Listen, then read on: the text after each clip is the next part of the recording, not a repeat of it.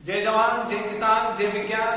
प्यारे साथियों, चलिए आज की क्लास स्टार्ट करते हैं। लास्ट टॉपिक में अपन ने एक नया चैप्टर स्टार्ट कर लिया था जिसका नाम था एनिमल डिजीज। मैंने आपको बताया था उसकी इंपॉर्टेंस कितनी है और हमने हेल्दी एनिमल और बीमार एनिमल के कैरेक्टरिस्टिक्स भी पढ़ लिए थे।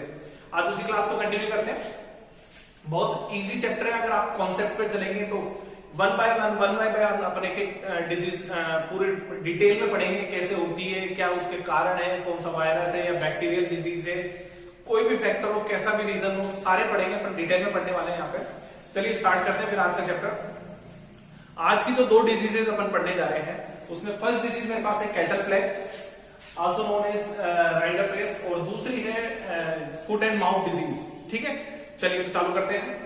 पहली जो डिजीज है वो है कैटल प्लेग। प्लेग नाम आपने पहले सुना होगा। ह्यूमन की बहुत एपिडेमिक डिजीज हुआ करती थी, कहते हैं पेंडेमिक कंडीशन हुआ करती थी। जैसे आज कोरोना है बिल्कुल वैसे फैलती थी है। लेकिन ये एनिमल में थोड़ी डिफरेंट है। एनिमल्स में क्या है, ये थोड़ी डिफरेंट है। ये जब सूखा के सीजन होता है तब ज्यादा फैलती है एनिमल्स में। ये सभी एनिमल्स में कॉमनली स्प्रेड नहीं होती है। इनको जो ज्यादातर इन्फेक्ट करने वाले हमारे एनिमल्स हैं वो है कौन से, हमारे जो गाय और भैंसे हैं उन्हें ये बहुत कॉमनली क्या करता है, इन्फेक्ट कर देता है। मतलब उन्हें बहुत तेजी से ये बीमार बनाता है। ठीक है, इससे क्या होती है, जो जिनके एनिमल हस्बेंड्री का जो बिजनेस है, जिनके बहुत सारे फार्म्स हैं या फिर बहुत एक जगह पे बहुत सारी गाय या भैंस रखते हैं, वो लोग इस बीमारी से खासा परेशान हो जाते हैं।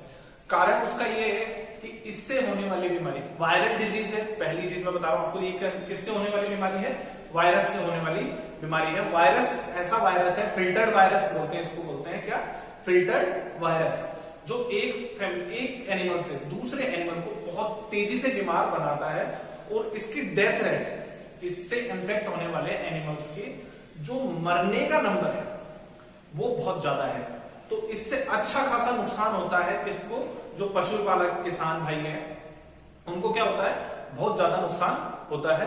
और उन्हें कुछ दिनों तक तो अपने कारण भी समझ में नहीं आते कि बीमार क्यों हुआ एनिमल, कैसे हुआ, और बहुत तेजी से क्या होती है, एनिमल की डेथ होती है।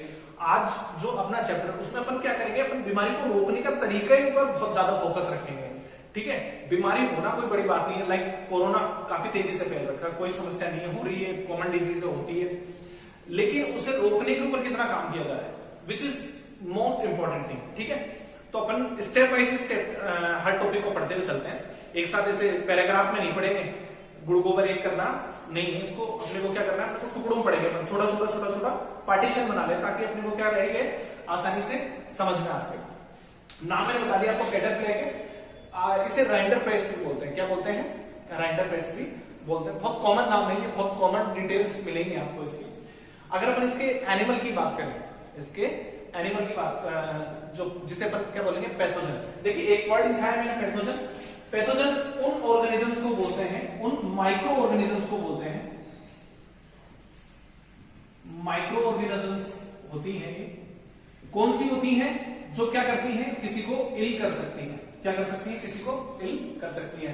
The organism which can make ill and other organism is known as pathogen. वो सारी माइक्रो ऑर्गेनिज्म, वो सारे सूक्ष्म जीव जो किसी दूसरे बड़े एनिमल को या किसी दूसरे जीव को क्या कर सकते हैं, बीमार बना सकते हो, वो सब क्या कहलाते हैं, पैथोजन। वो बैक्टीरिया हो सकता है, आपका वायरस हो सकता है, वो प्रोटोजोन भी हो सकते हैं, कोई भी चीज हो सकती है। तो अपन हर जितनी भी डिजीज पढ़ेंगे उसका नॉर्मल सी बात है। अपन ने जब मैंने स्टार्ट किया था तब आपको बताया था कि कुछ बीमारियां वायरस से हो जाती है, कुछ किससे हो जाती है, बैक्टीरिया से हो जाती है। तो अपन सबके कारण समझते हुए चलेंगे कि कौन सी बीमारी किसकी वजह से हो रही है। ठीक है, तो ये जो बीमारी है, जो कैटल प्लेग है, वो एक पैथोजन है। पैथोजन कौन सा है, वायरस। पैथोजन का नाम याद रखना आपको, क्या है ये, वायरस डिजीज है। कैसी डिजीज है, वायरस। ठीक है, और वायरस क्या करता है, बहुत छोटा होता है, मैंने बताया ना, फिल्टर्ड वायरस है, बहुत तेजी से फैलता है। तो ये इसकी एक फैमिली है, पैरामाइक्सोवायरिडी फैमिली का ये एक वायरस है, जिसका एक जीनस होता है, कौन सा, मिबियो वायरस, सॉरी मोरबिलियो वायरस है। ठीक है, आपको ध्यान रखना है नाम, ये इसकी फैमिली है और ये इसका जीनस है। ठीक है, 11th क्लास में अपन फैमिली और जीनस पढ़ चुके हैं, तो ये सबके अंदर आएगा, तो अपन ध्यान में रखेंगे। फैमिली इसकी कौन सी है, पैरामाइक्सोवायरिडी इसकी फैमिली हो गई और ये इसका जीनस हो गया। ठीक है, ये तो हो गया हमारा पैथोजन का काम। मैंने बताया कि आपको क्या करता है, बहुत माइक्रो ऑर्गेनिजम्स है, वायरस कैसी होती है, बहुत छोटे जीव हैं जो बहुत तेजी से फैलते हैं, हमें दिखते भी नहीं है हवा से, बहुत सारे इसके तरीके हैं, खाने के साथ भी फैल जाते हैं। और इसी वजह से जो हमारे किसान भाइयों में समझ में नहीं आता कि मेरा एनिमल क्यों बीमार हो रहा है, वो बहुत अच्छे से केयर भी करता है, लेकिन फिर भी क्या हो जाते हैं हमारे जो एक दूसरे के जानवर हैं, जैसे मान लीजिए एक बाड़े में अगर 10 गाय बंधी हुई है, तो इस वायरस की वजह से वो 10 की 10 एक साथ इन्फेक्टेड हो जाती है। और मैंने जैसा कि बताया, इस बीमारी में 4 से 7 दिन के अंदर तो एनिमल मर भी जाता है और बहुत बड़ी डेथ रेट है इसकी। मतलब इसके अंदर जो सर्वाइवल कैपेसिटी है, इस बीमारी से एक बार इन्फेक्टेड हो गया ना एनिमल, तो वो दोबारा इन्फेक्ट हो सकता है। पहली चीज तो ये है कि इस बीमारी से क्या हो सकता है, एक बार इन्फेक्ट हुआ हुआ एनिमल दोबारा इन्फेक्ट हो सकता है। और ये बीमारी बहुत तेजी से फैलती है, खासकर सूखे के टाइम, गर्मियां होती है ना बहुत तेज उस टाइम। ठीक है, चलिए अब बात करते हैं इसके method of spreading. Method of spreading का मतलब ये फैलता कैसे। ठीक है, जैसे अपन कॉमनली देखते हैं वायरस, जैसे अपने जुकाम होती है तो कैसे फैलते हैं, छींकते वक्त क्या होते हैं अपने जो सिक्रेशंस होते हैं, ठीक है, जैसे अपन ने छींका तो कहीं ना कहीं अपनी स्पीड क्या होती है, थोड़ी सी हवा में रह जाती है। जैसे कोरोना कैसे फैल रहा है, एक से दूसरे में कैसे फैल रहा है, मोड क्या है उसका, सिक्रेशंस, जो एनिमल के सिक्रेशंस होते हैं। किन्हें बोलते हैं अपन सिक्रेशंस, माउथ से, नोज से, आई से, ईयर से, एनस के थ्रू निकलने वाले जो पार्ट हैं, जो भी सिक्रेशन से लिक्विड के रूप में, जैसे आंखों से क्या निकलते हैं, आंसू निकलते हैं, नाक से म्यूकस निकलता है, मुंह से क्या निकलता है, थूक निकलता है ना अपने म्यूकस। इनके अंदर क्या होता है, वायरस कहीं ना कहीं मौजूद रहता है। और जब दूसरा कोई एनिमल इनके कांटेक्ट में आ जाता है, ठीक है, मान लीजिए कोई एक एनिमल है जैसे, ठीक है, और ये कोई दूसरा एनिमल है, तो जब ये इसके सिक्रेशंस होंगे, चाहे वो डंग हो, चाहे वो यूरिन हो, इसके कांटेक्ट में ये दूसरा हेल्दी एनिमल आ गया मेरा, तो ये भी क्या हो जाएगा, इन्फेक्टेड हो जाएगा। क्योंकि वायरस मैंने बताया बहुत छोटी चीज है और इसकी सर्वाइवल कैपेसिटी भी बहुत अच्छी है। ये एनिमल के अंदर को काफी महीनों तक जिंदा रह सकता है, किसी इन्फेक्टेड एनिमल में ये महीनों तक जिंदा रह सकता है। लेकिन अगर ये खुले में आ गया, जैसे मान लीजिए कोई इन्फेक्टेड एनिमल है, उसने चारा खाया और उस चारे के ऊपर उसके वायरस रह गए, तो वो 24 घंटे तक लगभग जिंदा रह सकता है। तो इसकी जो लाइफ है वो कितनी है, 24 घंटे के आसपास रह सकती है। ओपन एनवायरमेंट में, इंटरनल एनवायरमेंट में महीनों जिंदा रह सकता है। बात करते हैं मेथड ऑफ स्प्रेडिंग की। देखिए जितनी भी डिजीज अगर आप पढ़ने जा रहे हैं ना, अपन जितनी भी डिजीज पढ़ेंगे, बहुत सॉरी है, ठीक है, बहुत बड़ा चैप्टर है ये, तो जितनी भी डिजीज होंगी उनके जो स्प्रेडिंग के मेथड होंगे ना बहुत कॉमन होते हैं। आप बीमार होते हैं ना तो बहुत कॉमन तरीके से बीमार होते हैं, खासकर देख लेना पतासी वाला है ना अपना, ठीक है, उससे बहुत ज्यादा बीमार होते हैं। तो या फिर कंटामिनेटेड फूड खाते हैं, उससे होता है, गंदा खाना खा लेते हैं, गंदा पानी पी लेते हैं। तो ये बीमारी भी जब पहली बार किसी जानवर को आती है, ठीक है, किसी जैसे मान लीजिए अपने कोई राम नाम का किसान भाई है, उसके जानवर हैं 20-30, उसके पास गायें हैं 20 गायें मान लीजिए अपन, ठीक है, तो उसके दूध बहुत अच्छे से सफाई रखता है, अच्छा चारा खिला रहा है, लेकिन फिर भी उसकी बीमारी आई, तो कैसे आई है वो बात करते हैं। ठीक है भाई, उस राम भाई के जो जानवर है वो बीमार होने लगे हैं, और किससे, कैटल प्लेग से, राइंडर पेस्ट उसके डिजीज फैल गई है गायों में। तो कैसे फैली, तो अपन देखते हैं। देखिए पहली चीज है कंटामिनेटेड फोडर से। फोडर क्या होता है, जो गाय चारा खाती है ना, ठीक है, ये इनका क्या है, फूड है, तो इससे फैल सकती है। तो चारा देखना, आप अगर किसी के पास ज्यादा गाय होती है ना तो वो क्या करते हैं, एक नाम बना के रखते हैं, ठीक है, जहां उनका जो अपन खाने का जो कह सकते हैं जगह होती है वो बड़ी सारी होती है, उसमें क्या करते हैं सभी गायों को बांध दिया जाता है। और ये बहुत कॉमन है, अपने यहाँ पे देखते हैं कि एक जगह से खोल करके जब दूसरी जगह जानवर को बांधा जाता है तो रोजाना उसकी प्लेस क्या हो जाती है, अदल बदल हो ही जाती है। तो अगर एक इन्फेक्टेड एनिमल हुआ तो उसने थोड़ा चारा खाया, थोड़ा छोड़ दिया, और उस चारे को कौन सा खा गया, दूसरा एनिमल खा गया, तो वो भी क्या हो जाएगा, इन्फेक्टेड हो जाएगा। तो ये बहुत कॉमन सी डिजीज अपने को देखने को मिलती है, जो किसके थ्रू, खाने के थ्रू फैल जाती है। या फिर कई बार ये होता है एनिमल क्या होता है, बाहर घास खाने जा रहा है, ठीक है, एनिमल क्या हो रहा है, बाहर घास खाने जा रहा है, तो जो गेजिंग होती है, जिसे चरना बोलते हैं अपन, तो चरने के दौरान क्या होता है, थोड़ा पार्ट तो खा लेता है एनिमल, थोड़ा क्या होता है वहीं रह जाता है। इस रहने की वजह से, इस जो ये चराई की वजह से कुछ पार्ट क्या होते हैं वहीं पे रह जाते हैं, तो वहां से भी फैल सकता है। सूखा अनाज जो देते हैं उससे फैल सकता है। और पानी इसके लिए गोल्डन अपॉर्चुनिटी होता है, इस वायरस के लिए, जो पैरामाइक्सोवायरिडी फैमिली है, इसके लिए गोल्डन चीज है स्प्रेडिंग के लिए। देखिए बहता हुआ पानी हो, गांव में लोग जनरली अपन देखते हैं क्या, एक खुले तालाब में, एक खुले नहर के पास से पानी पिलाया जाता है, जहां का पानी स्टेशनरी फेज में होता है, रुका हुआ होता है, तो वो वायरस क्या होता है उस पानी में चले जाते हैं, उनको कोई दूसरा एनिमल पीता है, चाहे गाय का पानी भैंस पी रही हो, भैंस का पानी गाय पी रहा हो, तो वो एक दूसरे को क्या कर देते हैं, बीमार कर देते हैं। तो ये बहुत कॉमन मेथड निकल करके आ रहा है इस बीमारी के लिए फैलने के लिए, पानी। ठीक है, 3 मेन चीजें आप याद रखेंगे, कंटामिनेटेड फूड से यानी फॉडर से, कंटामिनेटेड ग्रेन से, कंटामिनेटेड वाटर से। कंटामिनेटेड मींस जिसमें पहले से वायरस अवेलेबल है। ठीक है, पोल्यूटेड पानी होता है, गंदा पानी बोलते हैं, उसे बोलते हैं कंटामिनेटेड वाटर। एक होता है फ्रेश वाटर, साफ पानी। तो यहां वाला कौन सा पानी है अपना, कंटामिनेटेड पानी है। और कैसा कंटामिनेटेड है, वायरस से कंटामिनेटेड है। ठीक है, चलिए दूसरा है सिक्रेशंस ऑफ इन्फेक्टेड एनिमल। कोई भी सिक्रेशन, जैसे मैंने आपको बताया, आईज से निकलने वाले आंसू हो सकते हैं, नाक से निकलने वाला म्यूकस हो सकता है, माउथ का स्लाइवा हो सकता है, डंग हो सकता है और यूरिन हो सकता है। तो इसका अपन यहाँ पे एग्जांपल लिख सकते हैं, जैसे डंग हो गया, यूरिन हो गया, ठीक है, म्यूकस हो गया, स्लाइवा हो गया। ठीक है, ये इसके क्या है, कॉमन मेथड है जो एनिमल्स क्या करते हैं, सिक्रेट करते हैं। इन सिक्रेशंस के थ्रू क्या होता है, एक एनिमल दूसरे एनिमल के कांटेक्ट में आ ही जाता है। जैसे गोबर किया गाय ने और वहां पे दूसरी गाय आके बैठ गई, तो उसके अंदर वायरस जाने के चांसेस बढ़ गए। तो these are the few methods which can easily spread a virus to infected animal to healthy animal। अपने को ध्यान रखना है, अपनी साफ सफाई रखने के बाद भी इस तरीके से क्या हो सकता है, वायरस फैल सकता है। चलिए अब बात करते हैं इसके सिम्टम्स की। सिम्टम्स का मतलब है अपना पहचानना। सिम्टम्स का मतलब क्या होता है, हमारा पहचानना, कि हम डिजीज को कैसे डायग्नोज कर सकते हैं। हम जाके डॉक्टर को बताते हैं, डॉक्टर साहब मेरे आज फीवर है, ठीक है, इट्स अ सिम्टम।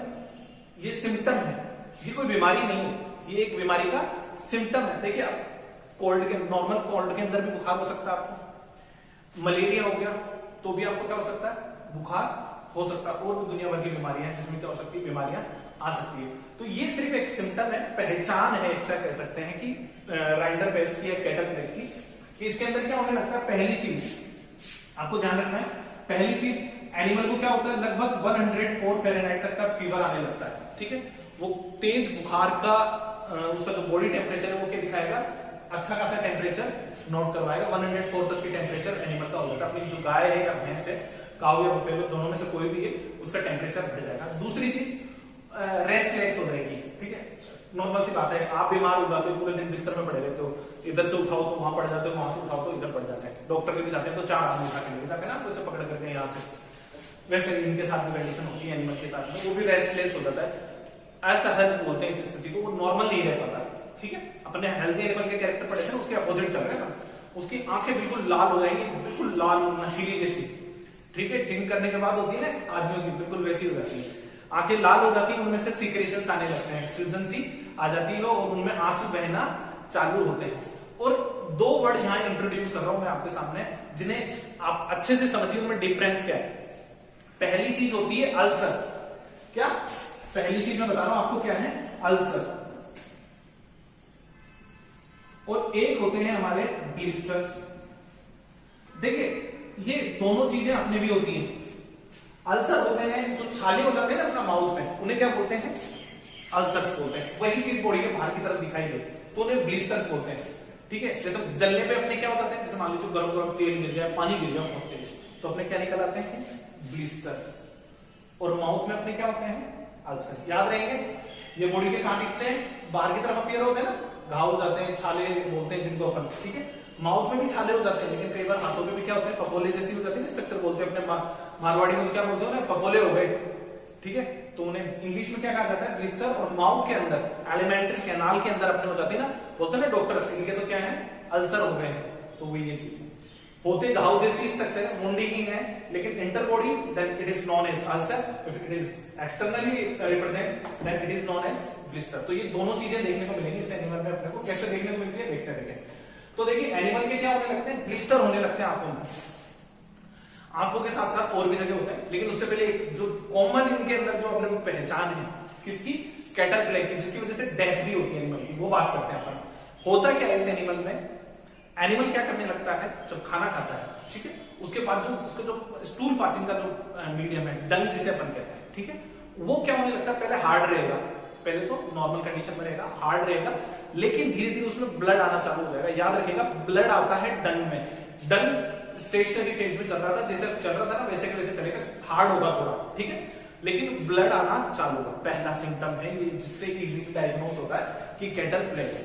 धीरे धीरे डंग कैसा हो जाता है, पतला हो जाएगा, लिक्विड होने लगेगा। डंग कैसा हो जाएगा, लिक्विड हो जाएगा। गोबर करेगी तो बिल्कुल पतला पतला करेगी, और जो खून की जो क्वांटिटी है, ब्लड है, वो भी नंबर बढ़ जाएगा। तो जो डंग है वो ग्रीन कलर में होना चाहिए, लेकिन उसमें से ना ब्लड बहुत ज्यादा दिखाई देने लगेगा। इस कंडीशन को एनिमल की बोलते हैं ब्लडी डायरिया। क्या बोलते हैं, ब्लडी डायरिया। याद रखिएगा क्या नाम है, ब्लडी डायरिया। ये बहुत जल्दी वीक करता है एनिमल को, क्या करता है, बहुत जल्दी वीक। तो ये ब्लडी जो डायरिया है, इससे एनिमल क्या हो जाता है, बहुत जल्दी वीक हो जाता है। धीरे धीरे स्टूल क्या होने लगता है, बहुत तेजी से आने लगता है। एनिमल का कंट्रोल बिल्कुल खो चुका होता है अपनी मसल्स के ऊपर। तो जो वो स्टूल जो पासिंग है, जो डंग है, वो ऐसे लगता है जैसे गन से गोली निकलती है ना, ऐसे जाता है। तो गोबर है वो बहुत पतला हो जाता है उसका, गाय का या भैंस का, तो वो दूर तक प्रेशर के साथ बिखरता हुआ जाता है। ये बहुत कॉमन सिम्टम है हमारी कौन सी डिजीज का, केटल प्लेग का। याद रखिएगा ब्लडी डायरिया कौन सी डिजीज में है, केटल प्लेग में। ये जेड का विषय होता है, ठीक है। चलिए नेक्स्ट देखते हैं। धीरे धीरे क्या होने लगती है, ये जो सिक्रेशन है इसके साथ साथ क्या होने लगते हैं, इसके नाक में, माउथ में, एनएस वाले पार्ट में, ठीक है। तो जो पूरी की पूरी एलिमेंट्री कैनाल के साथ में और जगह भी, इन्फेक्टेड ऑर्गन अपन देखें तो इसका प्राइमरी इन्फेक्टेड ऑर्गन है हमारी एलिमेंट्री कैनाल, लेकिन उसके अलावा आईज में, नोज में, माउथ में अल्सर बनने लगते हैं। क्या बनने लगते हैं, अल्सर बनने लगते हैं। ये इसकी नेक्स्ट सिम्टम है हमारा। और उन अल्सर्स में क्या होने लगती है, बाद में पस पड़ जाती है। जो ब्लड होता है ना, घाव होते हैं, अल्सर क्या है, घाव ही तो है। तो धीरे धीरे उनमें खून आना चालू होता है, और खून का अगर ट्रीटमेंट नहीं होता है तो उसमें क्या हो जाती है, पस पड़ जाती है, मवाद जिसे अपन बोलते हैं ना, वो। तो जितने भी सिक्रेशंस थे पहले, जो ब्लड के थे, पहले वाटरी सिक्रेशंस आ रहे थे नॉर्मल कंडीशन में, धीरे धीरे उनमें ब्लड आना चालू हुआ, और बाद में क्या होने लगते हैं, जो सिक्रेशंस है वो थोड़े टाइट हो गए, सूख जाएंगे। लेकिन कैसे सूख रहे हैं, ब्लड की वजह से सूख रहे हैं। और फिर लास्ट जो इसकी अपना सिम्टम है वो ये है कि ज्यादा से ज्यादा 4 दिन या 7 दिन के बीच में इस एनिमल की क्या हो जाती है, डेथ हो जाती है। तो ये हमारे सिम्टम हो गए कौन सी डिजीज के, केटल प्लेग के। याद रखना, आंखें लाल हो जाती हैं, बुखार आता है 104 से 105 फ़ारेनहाइट का, ब्लडी डायरिया होने लगता है, स्टूल पहले हार्ड फिर पतला हो जाता है, ठीक है। बाद में सिक्रेशंस कहने, आंखों में, नोज में, माउथ में, सब में क्या हो जाते हैं, अल्सर हो जाते हैं। और लास्ट में जो क्या था, एनिमल की क्या हो जाती है, डेथ हो जाती है। तो ये बहुत सारे सिम्टम्स हैं जिससे हम क्या कर सकते हैं, केटल प्लेग को डायग्नोस कर सकते हैं। आसानी से पहचान में आएगा इसका, एनिमल दूर से पहचान में आएगा कि गाय के या भैंस के गोबर के, वो गांव में जो अपनी बात होती है ना, वो सीधे कहते हैं कि गाय और भैंस के गोबर के दस्त हो गए हैं। क्या बोलते हैं, गाय के भैंस के अपने के गोबर के दस्त हो गए हैं।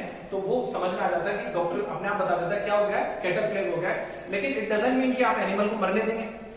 पहले या दूसरे दिन ही आप समझ जाएंगे कि केटल प्लेग है। आपको सबसे पहले जो ट्रीटमेंट अगर अपन बात करें, सिम्टम्स हो गए मेरे, ठीक है। मैंने मेथड ऑफ स्प्रेडिंग पढ़ लिया, पैथोजन पढ़ लिया, केटल प्लेग पढ़ लिया, इन्फेक्टेड ऑर्गन मैंने आपको बता दिया, एलिमेंट्री कैनाल है। अब बात करते हैं अपन ट्रीटमेंट की। तो पहली चीज अपने को खुद को डॉक्टर नहीं बनना है, खुद को डॉक्टर नहीं बनना है। सीधा जाओ और वेटनरी जो भी हॉस्पिटल है वहां डॉक्टर को कांटेक्ट करना है, एनिमल को पहुंचाना है। एनिमल नहीं पहुंच पाता है, बहुत ज्यादा वीक है, तो अपने को डॉक्टर को घर बुलाना है। डॉक्टर क्या करता है, कुछ वो जो कॉमन ट्रीटमेंट है जो गाँव में बहुत इजीली अवेलेबल है वो बात करते हैं, ठीक है। एक सल्फेमेटामाइन की इंजेक्शन दिया जाता है 15 ml का। देखिए 2 तरह के इंजेक्शन करते हैं एनिमल्स में, आप यही समझ लीजिए, बाकी सभी में कॉमन आते हैं। इंजेक्शन 2 तरीके से दिए जा सकते हैं किसी भी एनिमल को। एक तो होता है आईवी और एक होता है आईएम और आईवी। आईवी का मतलब है इंट्रावेनम। अगर ब्लड की वेल्स के जो ब्लड की जो कैपिलरीज हैं जिसमें ब्लड फ्लो हो रहा है एनिमल के, अगर उनमें दिया जाए तो आईवी कहेंगे, इंट्रावेनम, ठीक है। जैसे अपने डॉक्टर लगाता है ना देख करके वैसे। और दूसरा होता है इंट्रामसल। आईएम का मतलब क्या है अपने यहाँ पे, इंट्रामसल्स,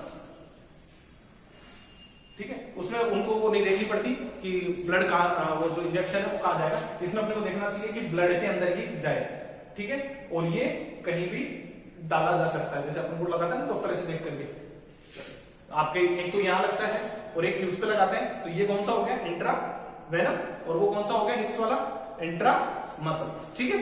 चलिए अब आप ध्यान रखेंगे ये दो वर्ड, इंट्रावेनम क्या होता है, इंट्रा मसल्स क्या होता है। तो पहली चीज ट्रीटमेंट है जो वो देना होगा, वो ये आईएनजी का मतलब है इंजेक्शन। क्या है, इंजेक्शन लगेगा किसका, सल्फेटामाइन का 15 ml क्वांटिटी लगेगी, और वो भी इंट्रावेनम। कहां लगेगी, इंट्रावेनम, समझ गए ना, ब्लड के अंदर। दूसरी चीज ये है, अगर कंडीशन ज्यादा बुरी चलती है तो इंजेक्शन लगाया जाता है एविल का 10 ml, लेकिन ये लगता है कहां, इंट्रा मसल। एक चीज ये है, इसका वैक्सीन करवाया जा सकता है। जून के मंथ में इसका वैक्सीन होता है, कैटल प्लेग का ही वैक्सीन बोलते हैं, जिसे वैक्सीन ऑफ कैटल प्लेग बोलता है। रेटल जो राइंडर पेस्ट है वो कहा जाता है, उसका वैक्सीन लगवा सकता है कोई भी नॉर्मल, तो वो जून के महीने में लगभग समथिंग लगता है। और इसकी जो वैलिडिटी है, वैलिडिटी मेरा मतलब कहने का मतलब क्या है यहाँ पे, वैलिडिटी से मतलब है कि इसकी जो इसकी जो झेलने की क्षमता, कब तक बीमार नहीं होगा, कब तक, 3 साल तक चलता है ये वैक्सीन, 3 साल तक के लिए लगता है। एक बार लगा दिया तो 3 साल तक तो ये डिजीज नहीं है, ये वायरस आए तो बात, लेकिन उसकी क्या नहीं होगी, इन्फेक्टेड नहीं होगी, उसके अंदर एंटीबॉडी बन जाती है। वैक्सीन काम क्या करता है, रोग से लड़ने की क्षमता देता है। तो सबसे बढ़िया तरीका कौन सा है, ये बाद में लगवाने से बढ़िया है कि पहले ये लगवा लें। चलिए, अगर मान लीजिए डायरिया बहुत ज्यादा है, अगर डायरिया बहुत ज्यादा मतलब लूज मोशन जिसे अपन कहते हैं, ठीक है, जिसे कॉमन भाषा में अपने दस्त कहा जाता है, अगर बहुत ज्यादा है तो अपने को क्या करना है, इसी का 10 ml का इंजेक्शन देना है, ठीक है, लेकिन कैसे देना है, इंट्रा मसल। कैसा देना है, इंट्रा मसल। आगे समझ में, किसके लिए देना है अपन, डायरिया के लिए, याद रखिएगा, ठीक है। लेकिन अगर ब्लडी डायरिया बहुत ज्यादा कंडीशन में आ गया है, ब्लडी डायरिया हो गया है, मैं लिख देता हूं यहाँ पे कि अपने क्या चल रही है, ब्लडी डायरिया की कंडीशन, बहुत ज्यादा कंडीशन खराब आ रही है, तो अपने को क्रोम नाम के इंजेक्शन आते हैं, उसकी 10 ml देनी है, और वो भी देनी है कैसे, इंट्रा मसल। आगे समझ में, ये किसके लिए है, अपने को नॉर्मल इंफेक्शन को रोकने के लिए है, बहुत ज्यादा इंफेक्शन को रोकने के लिए एविल, ठीक है। अगर नॉर्मल डायरिया है तो 10 ml इसी का इंट्रा मसल इंजेक्शन देना है। ब्लडी डायरिया होगा, खून बहुत ज्यादा आ रहा है, तो क्रोम का इंजेक्शन देना, वो भी 10 ml का, और वो भी कैसे, इंट्रा मसल। ये इंफॉर्मेशन आप किसान भाइयों तक इजीली संभावना रहती, वो नॉर्मली खुद भी लगा लेते हैं। जो इंट्रा मसल इंजेक्शन है वो तो कोई भी लगाया लेता, अपन देखते हैं गांव में जाते हैं अपन, तो अपन देखते हैं चाचा ताऊ दादा वगैरह कोई भी लगा लेते हैं, दादी भी लगा लेते हैं, तो वो भी लगा देती है, ठीक है। चलो बात करते हैं, ये यहां तक का हो गया हमारा, ट्रीटमेंट समझ में आ गया कि तो इसकी बहुत सारी मेडिसिन हमारे पास में अवेलेबल है, इंजेक्शन अवेलेबल है, और इवन वैक्सीन तक अवेलेबल है। हम क्या कर सकते हैं, हमारे एनिमल को बीमार होने से पहले भी बचा सकते हैं। चलिए नेक्स्ट चलते हैं, प्रिवेंशन देखते हैं, बीमारी होने से रोकने का तरीका अपना ले, तो इससे अच्छी चीज मुझे तो नहीं लगता ना कि कोई हो सकती है। तो ये प्रिवेंशन आप याद कर लेना, मैंने बताया था आपको, स्प्रेडिंग मेथड याद रख लेना, एक साथ एक जगह जो याद होगा वो सभी में काम में आते हैं, और जो प्रिवेंशन है वो भी सभी की कॉमन होती है। तो कौन सी प्रिवेंशन है, ये जेड के क्वेश्चन है भाई, याद रखना आपने।